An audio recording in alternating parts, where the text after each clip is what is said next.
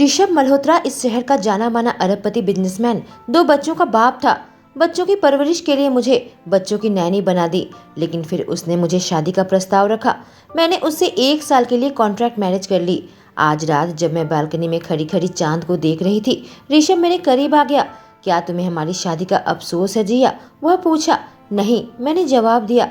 वह मेरे होठों पर अपने होठ रख दिए, पूरे जुनून के साथ मुझे चूमने लगा।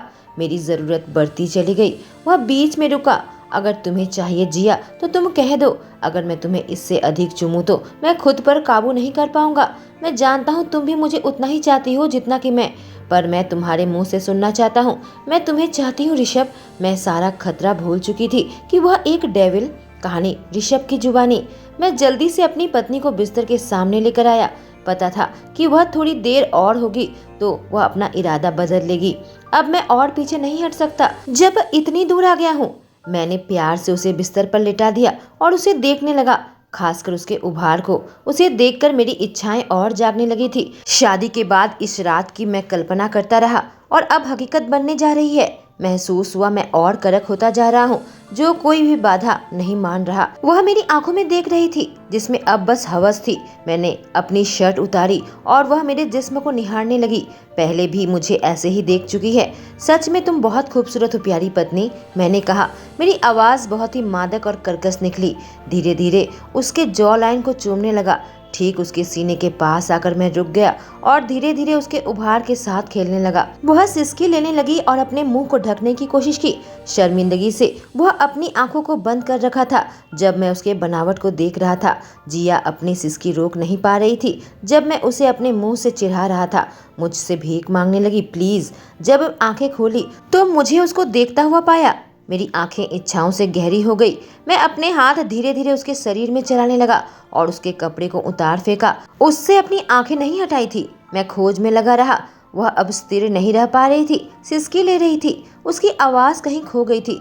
अचानक से वह फट पड़ी। जब वो फिर से इस दुनिया में वापस आई, उसे महसूस हुआ मैं उसे चूम रहा था। अभी हमारा नहीं हुआ, मैंने उससे कहा और फिर से धीरे धीरे उससे प्यार करने लगा। मैंने अपने बॉक्सर भी उतार दी। हम दोनों एक हो गए। मैं उसके अंदर समाने की कोशिश की। वह अब इतनी छोटी सी थी, दर्द से चीख रही थी। चुप हो जाओ जिया, मुझ पर भरोसा रखो, मैं कहा। जब एहसास हुआ वो अभी घबराहट में है। धीरे धीरे उसका दर्द कम होता जा रहा था। धीरे धीरे मैं उग्र होता चला गया। वह मेरे नाम की सिसकी लेने लगी। उसके बाद मैं सोचने लगा मैं दूसरे राउंड में जाऊं या नहीं। तुम सच में बेहद कमाल की हो, मैंने उससे कहा जब अपने नाक को उसके नाक से रगड़ा। लेकिन जब मैं उठने गया, मेरी सारी इच्छाएं अपनी जगह पर जम गई और अपनी त्योड़ी चढ़ाई। हल्की सी रोशनी में मुझे कुछ गहरा सा नजर आया। क्या यह खून है? क्या हुआ? जिया मुझसे पूछी जब उठने की कोशिश कर रही थी। क्या तुम्हें चोट पहुंची है? मैंने पूछा। हाँ, हल्का सा दर्द हो रहा है, वह कही। क्या तुम इत्तेफाक से एक वर्जिन हो? मैंने पूछा। मैंने देखा वो बिल्कुल लाल हो गई। शायद इस सवाल की उम्मीद नहीं की थी। इसमें शर्मिंदगी वाली कौन सी बात है? हाँ, इत्तेफाक से मैं वर्जिन थी, उसने कहा। तो फिर तुमने मुझे यह पहले क्यों नहीं बताया? मैं उससे कहा। अब समझ आ रहा था ऐसे प्रतिक्रिया क्यों कर रही थी मेरे हर एक स्पर्श के साथ। आज पहली बार मैं किसी ऐसी औरत के साथ था जो एक वर्जिन है। हमने बस एक कॉन्ट्रैक्ट मैरिज किया है, उसने कहा। वहाँ पर ऐसा कुछ भी नहीं लिखा हुआ था कि मुझे यह बताना होगा। पर तुमने ऐसे कैसे सोच लिया कि मैं अपनी खूबसूरत पत्नी को छोड़ दूंगा? मैं मुस्कुराकर उसे चिढ़ाने लगा, जिससे वह और ज्यादा लाल हो गई। तुम्हें अपनी पहचान कैसे बताती? मैं अभी वर्जिन हूँ, वह कही। और मैं अब खुद पर काबू नहीं कर पाया, जोर जोर से हंसने लगा। सच में तुम कमाल की हो पत्नी, बस चुप करो, बहुत हो गया, मुझे ऐसे उकसाया मत करो, वह कही। चाहे मैं जितना भी चाहूँ कि तुम्हें दोबारा प्यार करूँ, पर तुम्हारे शरीर को आराम चाहिए। मैं पहले बाथरूम जाऊंगा, मैंने कहा और उतर गया। बाथरूम की ओर जा रहा था। दर्द हो रहा है? तुम अभी भी इतने कड़क हो। मैं अपने रास्ते पर ही रुक गया जब उसे उस हाल में देखा। उसके बाल बिखरे हुए थे, होंठ फूले हुए थे। मुझे दोबारा से उसकी जरूरत महसूस हुई और यह ख्याल मेरे साथ कुछ और मदद नहीं कर पाया। मुझे उकसाओ मत, मैं उंगली से उसे चेतावनी दी। मैंने कुछ नहीं किया। वह विरोध जताने लगी। मैं दोबारा से बिस्तर के करीब आया, उसे अपने कंधे पर उठा लिया। वह बिल्कुल अवाक थी। क्या कर रहे हो? वो सवाल पूछी। चलो हम साथ में नहाते हैं, मैंने उससे कहा। जब नहाने लगे तो उसके होठों पर मुस्कान थी। कहानी जिया की जुबानी। हमारी शादी को 3 महीने बीत गए और 9 महीने का साथ था। सब बिल्कुल सही चल रहा था। आज उसकी पहली पत्नी सुनैना की बरसी थी। सुबह से ही वह काफी खोया खोया सा लग रहा था। मैं जानती हूँ सुनैना अब इस दुनिया में नहीं रही। अब मैं उसकी पत्नी हूँ। उसके घर पर, उसके दिल पर अब मेरा राज होना चाहिए। मैंने उसके बच्चों को वह प्यार दिया जिसकी उनको इस उम्र में जरूरत है। चाहती थी वो सुनैना का गम धीरे धीरे भूल जाए। मैं अपने कमरे में बैठे बैठे उसका इंतजार कर रही थी। वह आज घर पर नहीं आया था। बार बार घड़ी देख रही थी, परेशान होने लगी। वह आज की शाम अकेले बिताना चाहता था। जहाँ तक मैं जानती हूँ वह इन सब जगह पर जाना चाहता था जहाँ वो सुनैना के साथ वक्त गुजारा करता था। बच्चों को मेरे पास छोड़ गया था। बच्चे सो गए थे। मैं जानती हूँ सुनैना के साथ उसकी लव मैरिज हुई थी और वह डेविल से इंसान उसी की वजह से बना था। लेकिन उसकी मौत के बाद सब कुछ बदल गया था। वह रूखा रूखा रहने लगा था, लेकिन मुझसे शादी के बाद वह धीरे धीरे फिर से बदलने लगा है। करीब रात के 2 बज गए थे। आज अमावस की काली रात है। बाहर कुत्ते भौंक रहे थे। एक अजीब सा सन्नाटा था। ड्राइंग रूम में सोफे में बैठी बैठी उसकी राह तक रही थी। अचानक से दरवाजा खुला।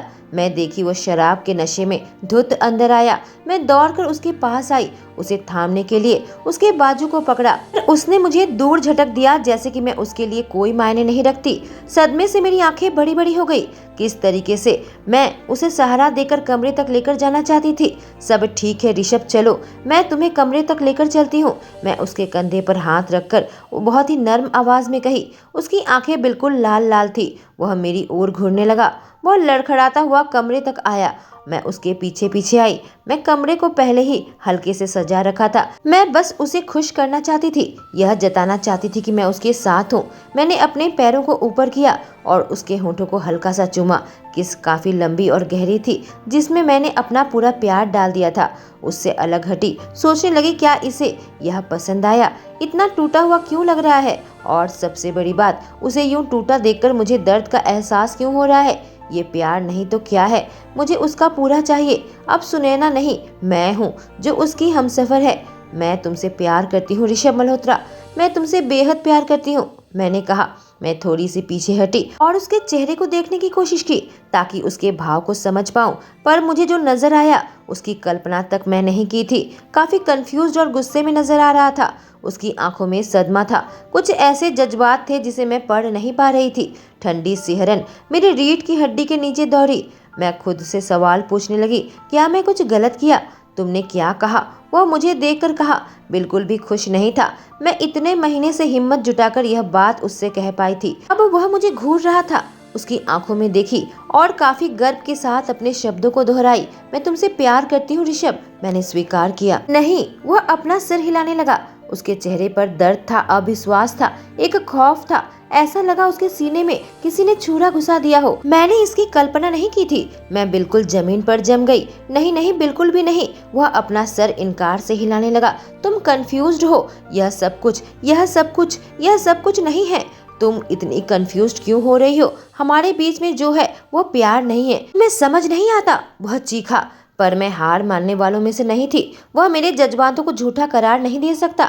उसे लगता है सब कुछ भ्रम है। बिल्कुल भी नहीं। मेरा दिल लहूलुहान हो गया। मैं सीधे सीधे उसकी आंखों में देख रही थी, जो मुझे बता रहे थे मेरे करीब मत आना, मुझे हाथ मत लगाना। उन आंखों में दर्द था। देखो, मैं तुमसे यह बात इसलिए नहीं कहा कि मैं वापस तुमसे सुनना चाहती हूँ। मैं बस यह तुम्हारे लिए महसूस करती हूँ, इसलिए कहा। मैं उससे कही, फिर मेरे लिए कुछ महसूस मत करो प्लीज। वह लगभग चिल्लाया। मैं तुमसे भीख मांग रहा हूँ, समझ गई?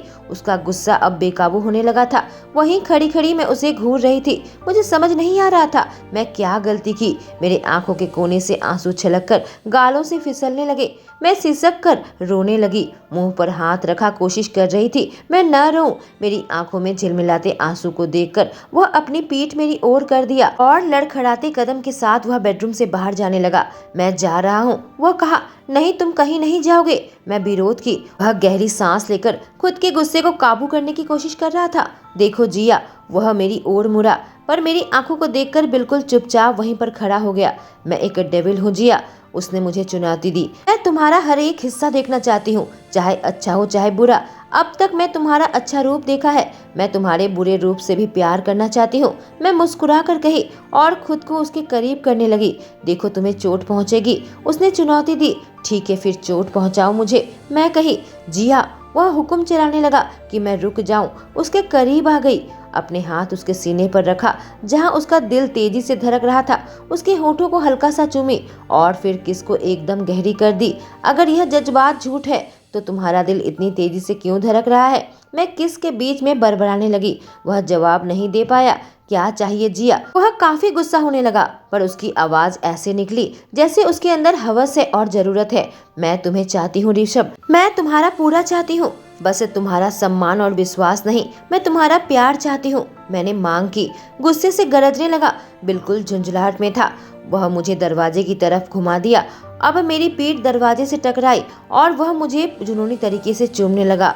वह किस बिल्कुल जंगली था, जैसे उसके अंदर का जानवर बाहर आना चाहता हो। ऐसा लग रहा था वह जानवर सदियों से लोहे के जंजीर में जकड़ा हुआ हो, अब आजाद होने के लिए सारे बंधन को तोड़ देना चाहता हो। उसने मेरे सारे कपड़े बेरहमी से फाड़ डाले, जैसे कि उसका सब्र का बांध टूट गया हो। उन्हें जमीन पर फेंका।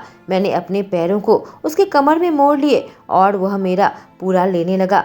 मुझे मास्टर बेडरूम के बिस्तर पर लेटा दिया, जिसे मैंने नर्म मखमली चादर और गुलाब की पंखुड़ियों से सजाया था। वह किसी भूखे की तरह दोबारा मुझे चूमने लगा। गुस्सा, झुंझलाहट, सब कुछ उसके अंदर था। वह बिल्कुल पागल हो गया था। वह अपने ट्राउजर से छुटकारा पा लिया। उसके पास वक्त बर्बाद करने का समय नहीं था। कोई किस नहीं, कोई दुलार नहीं, बस जानवरों की जरूरत थी। क्या हमारी एक दूसरे के प्रति यह जरूरत एक झूठ है? मैं उसके कानों में फुसफुसाई, जिससे वह और जंगली बन गया और अपनी गति बहुत तीव्र कर दिया, जैसे कि मुझे सजा देना चाहता हो, जैसे कि मुझे झूठा साबित करना चाहता हो, जैसे कि प्यार जैसे कोई शब्द दुनिया में मौजूद ही नहीं है। मैं उसे कसकर पकड़े हुए थी जब वो अपनी गति बढ़ा रहा था। मैं कराहने लगी, सिसकी लेने लगी, पर वह नहीं रुका। अपने नाखूनों को उसके पीठ में गड़ा दिया। उसका नाम ले लेकर रो रही थी। जब हम चरम पर पहुंच गए, जैसे उसकी सांसें वापस आई, मुझे बाथरूम में शावर दिलाने लाया। शावर के नीचे मुझे दोबारा से लिया, मेरे शरीर को टॉवल से सुखाकर फिर से बिस्तर पर लेकर आया और दोबारा से सब कुछ काबू में कर लिया। वह मेरे हर एक इंच को महसूस करने लगा, बार बार मुझे ले रहा था, हर तरह से। मैं रो रही थी, उसका नाम लेकर चीख रही थी। जब तक मैं होश में थी बस प्यार की बातें करती रही, जबकि वह यह साबित करने लगा कि यह सब झूठ है। बेसुध होकर मैं बिस्तर पर पड़ी हुई थी। जो तांडव उसने रात भर चलाया था, भोर हो गई थी। कहानी ऋषभ की जुबानी। मैं बालकनी में खड़ा खड़ा बाहर देख रहा था, जहां अवाबस का अंधेरा था। सूरज की रोशनी धीरे धीरे अंधेरे को दूर करने लगी थी। मैं अंदर आ गया, अपनी पत्नी को देखने लगा। उसके ऊपर मैंने इतने जुर्म ढाए थे। यह मुझे क्या हो गया? कैसे मैं खुद पर से काबू खो बैठा? कैसे मैं उस जानवर को बाहर लेकर आया जिसे मैं किसी अंधेरे कोने में दबा कर रखा था?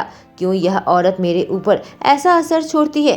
क्यों इसने सब कुछ नष्ट कर दिया? उसने वह शब्द मुझे क्यों कहे जो झूठ है, दुनिया का सबसे बड़ा झूठ। वह शब्द जो किसी बड़े से बड़े हथियार से भी ज्यादा चोट पहुंचाती है, जो किसी जहर से भी ज्यादा इंसान को मारती है। उसने मुझे ऐसी चोट क्यों पहुंचाई? सब सवालों का कोई जवाब नहीं। मैंने प्यार से उसके नर्म मुलायम गाल में हाथ रखे। एहसास हुआ उसे चोट पहुंचाई है। उसके बाल उलझे हुए थे, होठ सूज चुके थे, शरीर बिल्कुल बेजान पड़ा था, जिस्म में कपड़े का नामो निशान नहीं था। मैं हर एक सीमा को लांघ गया था। मैं बाथरूम में गया, पानी भरकर लाया, एक टॉवल को गीला किया और अपनी पत्नी के शरीर को साफ करने लगा। उसे कपड़े पहनाकर घर से दूर चला गया। मैं उसका सामना नहीं कर सकता। कहानी जिया की जुबानी। एक हफ्ते बाद, 1 हफ्ते हो गए थे, मैं उसे नहीं देखा था, उसके स्पर्श को महसूस नहीं किया। मैं उसे बहुत मिस करती हूँ, बहुत ज्यादा। जब मैं उस दिन वापस उठी थी, मेरे जिस्म में कपड़े थे, पूरा शरीर दर्द हो रहा था, जो उस जुनूनी रात का सबूत था। मुझे ठीक से चला भी नहीं जा रहा था। मैं ऋषभ को बहुत ढूंढने की कोशिश की, उसकी माँ को भी। उसके बारे में कुछ भी नहीं मालूम था। मैं अभी उसका इंतजार कर रही थी, हर दिन हर रात उसका इंतजार किया। वो कभी घर नहीं आया। उसे फोन करने की कोशिश की, पर कोई फायदा नहीं। उसके सेक्रेटरी ने कहा कि वह किसी प्रोजेक्ट में व्यस्त है। इंतजार, इंतजार और इंतजार। क्या वह अब भी मुझसे नाराज है? मैं हर रात रोती हूँ, सोचती हूँ वह वापस आएगा तो मैं क्या करूँगी? क्या मैं उससे प्यार से बातें करूँगी, उसके गले लिपट जाऊंगी, या फिर उसके साथ झगड़ा करूँगी? इस समय अगर मैं जिंदा थी और अपने काम में लगी हुई थी, यह बस बच्चों की खातिर। बेला, अर्जुन, मेरे दोनों बच्चे मेरे आंखों का तारा है। जैसे ही बच्चे सो जाते हैं, मैं खुद को कमरे में अकेला महसूस करती। उसके बिना मैं बहुत अकेली थी। सुबह यही सोचकर आंखें खोलती कि वो मेरे साथ बिस्तर पर सोया होगा, पर बिस्तर हमेशा ठंडा और खाली रहता था। और अब मैं पूरी तरीके से थक गई हूँ, मानसिक और शारीरिक रूप से। मेरी सास मुझे खाने के लिए पूछ रही थी, पर मुझे कुछ खाने का मन नहीं था। बेटी, अगर खुशियाँ तुम्हारे पास चलकर नहीं आ रही तो तुम खुशियों का पीछा करो, मेरी सास कही। मैं खुशियों का पीछा करूं, पर कैसे? मैं पूछी। जाओ, उसके पास जाओ। अगर वह तुम्हारे पास नहीं आ रहा है, उसका कान पकड़कर खींचकर घर पर लाओ। उसके प्यार पर हक है तुम्हारा, मेरी सास कही। मैं उनके गले लगकर थोड़ा सा रोने लगी। काश उन्हें मालूम होता ऋषभ को प्यार शब्द से नफरत है। जाओ बेटी, सास कही। मैं उसके ऑफिस तक आ गई। रिसेप्शनिस्ट से पूछी, मिस्टर ऋषभ मल्होत्रा से मिलना चाहती हूँ, तुम्हारे पास कोई अपॉइंटमेंट है? वह पूछी। नहीं, लेकिन मैं कहने गई। उसने बीच में काटा, मुझे माफ कीजिएगा, वह अभी फिलहाल अपनी गर्लफ्रेंड के साथ बिजी है। उसकी बातें सुनकर मैं बिल्कुल फीकी पड़ गई। गर्लफ्रेंड के साथ? मुझे विश्वास नहीं हो रहा था। तभी मुझे उसका सेक्रेटरी मिल गया। मैंने उससे पूछा वह किस फ्लोर पर काम करता है। 40वें माले में, सेक्रेटरी ने जवाब दिया। मैं जल्दी से उसके कमरे तक आ गई। खुद को समझाने लगी, मेरा पति बेवकूफ है, बच्चों की तरह झगड़ा करता है, मामला सुलझाने की जगह पर उससे दूर भागता है, पर वह एक चीटर नहीं है। वह किसी दूसरी औरत के साथ मुझे धोखा नहीं देगा। जैसे ही मैंने दरवाजे के अंदर आई, मेरे कदम वहीं पर रुक गए। नहीं, यह नहीं हो सकता, वह एक औरत के साथ था। दोनों एक दूसरे के इतने पास थे, ऐसा लग रहा था वह किस करने जा रहे हैं। जितना खून मेरे अंदर बचा था सब भाप बनकर उड़ गया। ऐसा लगा मैं किसी अनंत खाई में गिर रही हूँ। मैं अपने होठों को जोर से काटने लगी। जब मुझे रोना आ रहा था, अचानक से ऋषभ का ध्यान मेरी ओर आया। जिया, उसके मुंह से निकला। इतना धीरे, ठीक से सुनाई नहीं दिया। मैं उस पर चिल्लाना चाहती थी, उसे किसी चीज से मारना चाहती थी, पर मेरे मुंह से जो निकला, माफ करना, मैं तुम दोनों को डिस्टर्ब किया। लगता है मैं गलत वक्त पर आ गई हूँ, तुम लोग जारी रखो। इतना कहते हुए मैंने दरवाजे को जोर से धक्का दिया। पीछे से आवाज आई, जिया रुक जाओ, मत जाओ, मेरी बात सुनो। सब कुछ अनदेखा करके मैं वापस घर पर आ गई।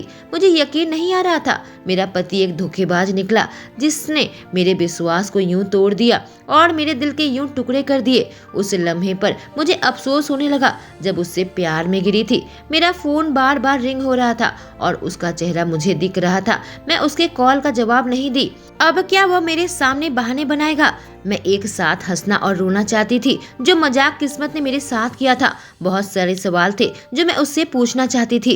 क्यों इतने बुरे तरीके से उसने मेरा दिल तोड़ा, मेरा विश्वास को तोड़ा? एक झूठा है। मैं खुद को अपने कमरे में बंद कर लिया। दरवाजा खोलो जिया मल्होत्रा, वह बार बार मुझे पुकार रहा था। प्लीज दरवाजा खोलो, मेरी बात सुनो, वरना मैं दरवाजा तोड़ दूंगा। मुझे अकेला छोड़ दो, मैं चीखी। प्लीज जिया, मुझे एक मौका दो ताकि मैं सब कुछ समझा सकूं। उसने प्यार से कहा, तुम्हारे पास एक हफ्ता था ऋषभ, पर तुम वापस नहीं आए। उस रात के बाद कहाँ थे तुम? उस औरत के साथ या कोई दूसरी औरत थी? मैं अपने दिल को थाम कर कही, जिया तुम गलत समझ रही हो, मैं किसी के साथ नहीं हूँ। उसने कहा। मैंने बात को काट दिया। क्या वह तुम्हारी एक्स है या शादी के बाद तुम उसके साथ चक्कर चला रहे हो? मैंने पूछा। यह सब क्या बकवास कर रही हो? वह कहा। बताओ तुमने मुझे झूठ क्यों कहा? मैं पूछी। देखो जिया, तुम जैसा सोच रही हो वैसा कुछ भी नहीं है, मुझे समझाने दो। बस मैं उस औरत से एक पार्टी में मिला था शादी से पहले। मुझे नहीं पता था वो मेरे ऑफिस में क्यों आई थी। कसम खाकर कहता हूँ मैं उसे नहीं बुलाया। क्या सच में? मैं सवाल पूछी। तो वह तुम्हारे साथ क्यों खड़ी थी और तुम्हें छू क्यों रही थी? तुमने उसे अपने करीब क्यों आने दिया?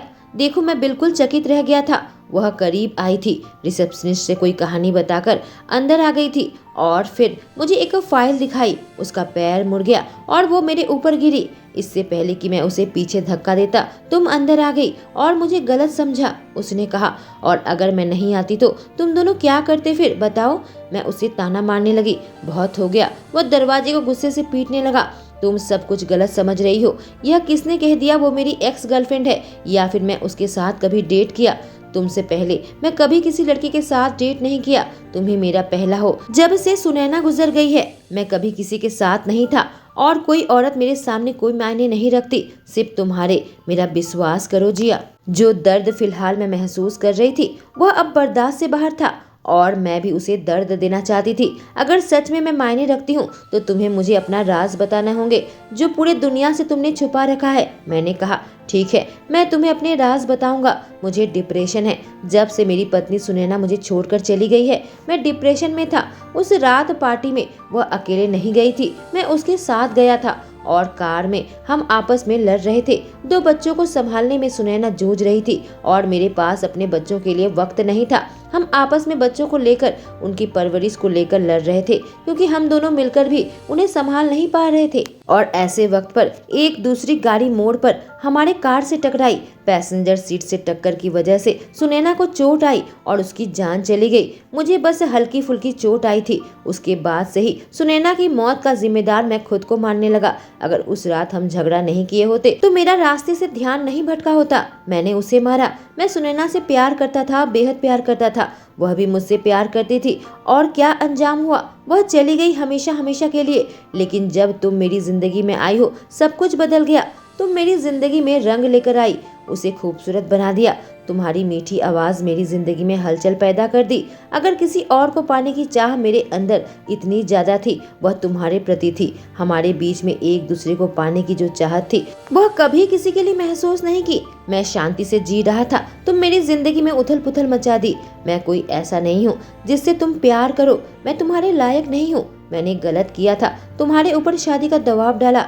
मैं मतलबी हो गया था।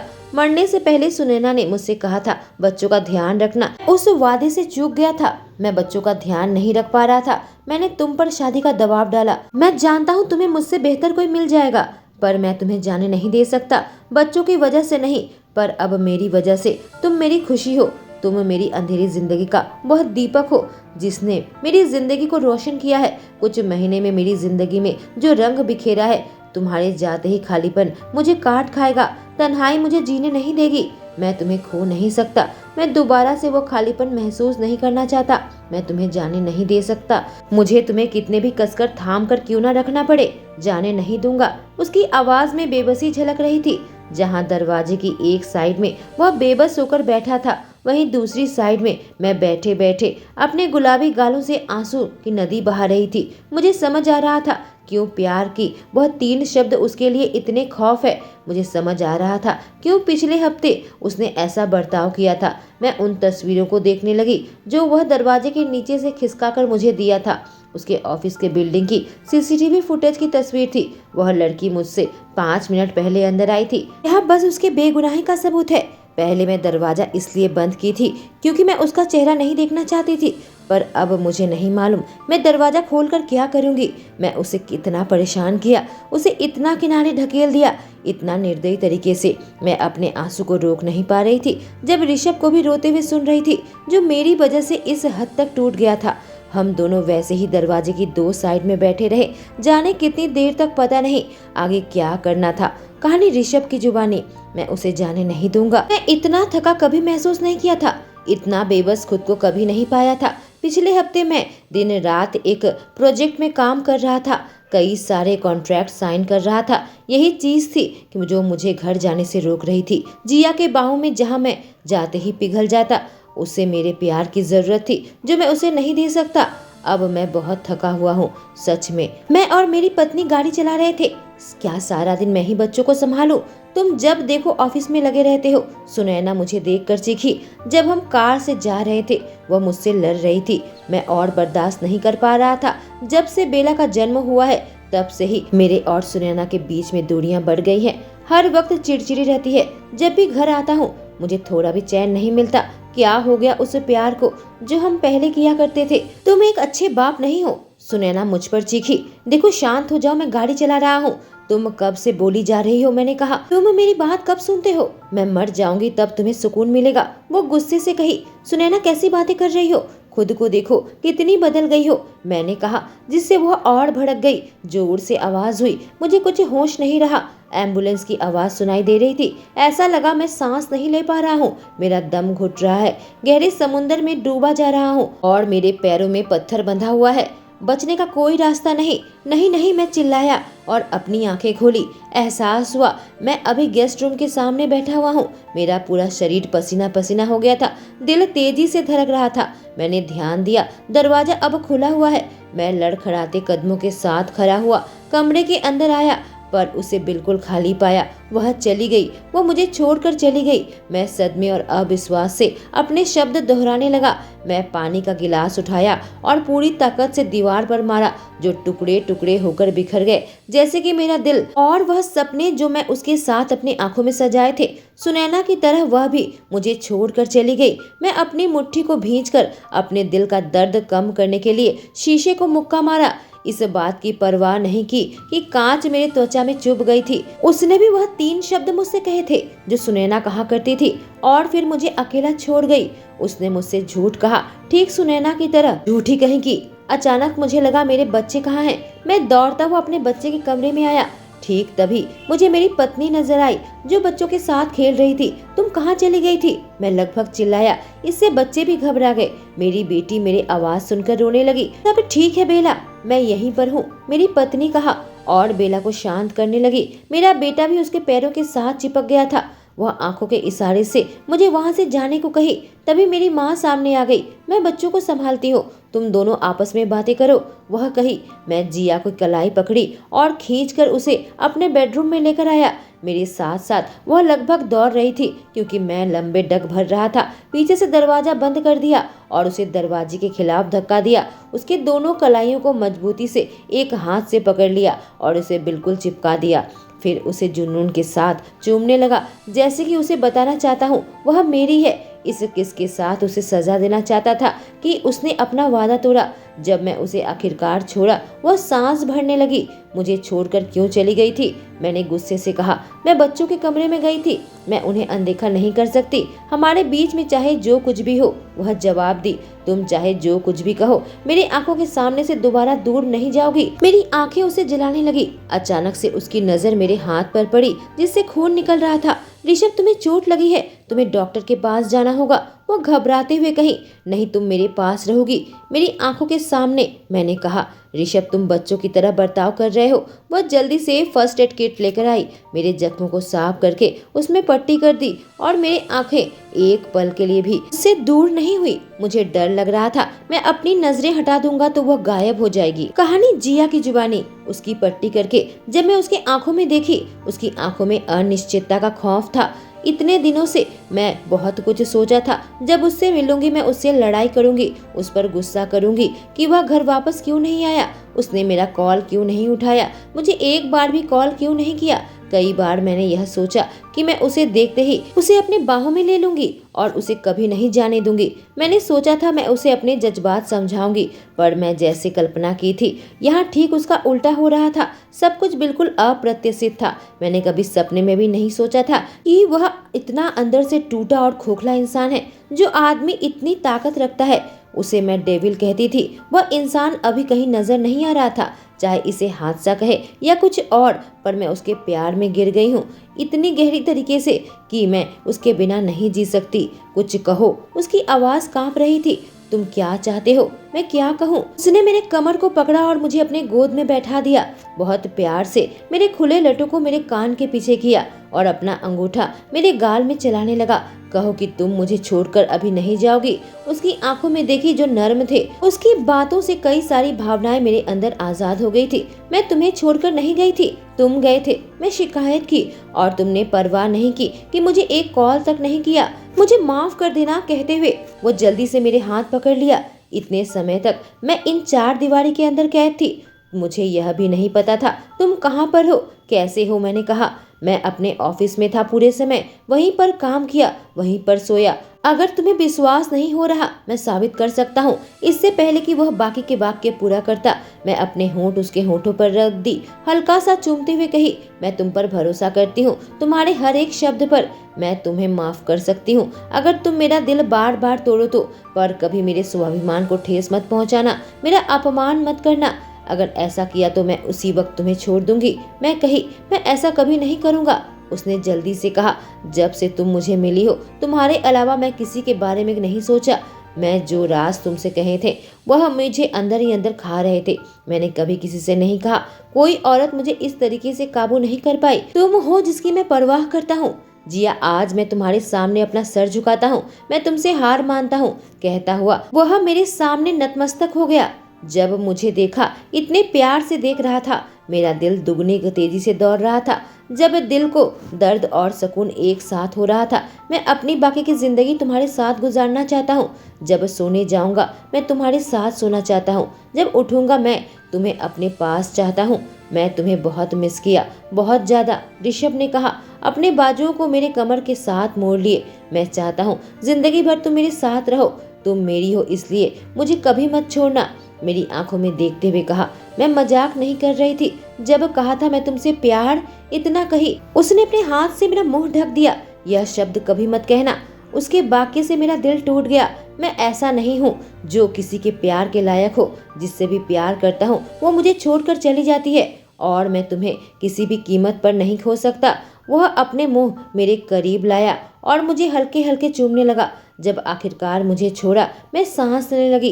क्या तुम्हें भूख लगी है, मैं पूछी। बहुत ज्यादा, कहकर वह एक कुटिल मुस्कान देने लगा।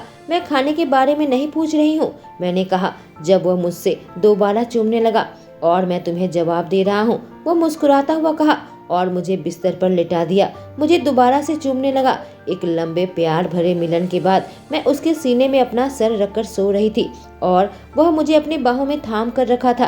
तुम्हें कभी नहीं जाने दूंगा जिया, उसके मुंह से निकला जब मेरे माथे को चूमा। हाँ, मुझे जाने मत देना। मैं जानती हूँ उसके साथ जो हादसा हुआ, उसने जो कुछ भी झेला वह एक दिन में खत्म नहीं हो सकता, पर मैं चाहती थी कि वह मुझ पर भरोसा करे, दोबारा से जिंदगी को जिए, वह दोबारा से प्यार करे। वह इतना मुश्किल नहीं था, बस उसे इस बात का एहसास नहीं था, पर मैं इंतजार करने को तैयार थी। धीरे धीरे प्यार से उसके सारे जख्म भरने लगे। वह दोबारा से जीने लगा। मेरे सामने दिल खोलने से हमारे बीच में नजदीकी बढ़ गई थी। आखिरकार मुझे जिस बात का इंतजार था वो मेरी जिंदगी में आया। वह हमारे कॉन्ट्रैक्ट का आखिरी दिन था, पर उस कॉन्ट्रैक्ट मैरिज का अब कोई मायने नहीं रह गया था जब उसने अपने प्यार का इजहार मुझसे किया। अपने मुंह से नहीं बल्कि अपने आंखों को फरफराकर, क्योंकि मैं उससे कही मैं उससे प्यार करती हूँ। वह 3 बार अपने पलकों को झपका और मेरे लिए इतना ही काफी था। इन आंखों में प्यार का इजहार। कौन कहता है दूसरी बार प्यार नहीं होता? ऋषभ मल्होत्रा मुझसे भी उतना ही प्यार करता है जितना कि मैं। दोस्तों, इसी के साथ ये कहानी खत्म होती है। इसके पिछले एपिसोड्स मैं कमेंट सेक्शन में पिन कर दूंगी। Thank you.